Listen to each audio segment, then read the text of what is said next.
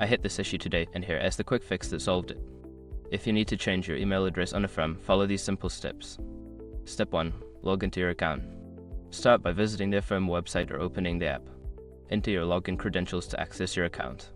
Step 2. Navigate to account settings. Once logged in, look for your account profile icon, usually located in the top right corner.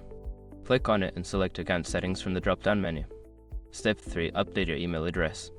In the account settings section, find the email address field. Click on it and enter your new email address.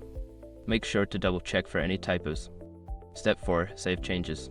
After entering your new email, look for the Save button at the bottom of the page. Click it to ensure your changes are applied.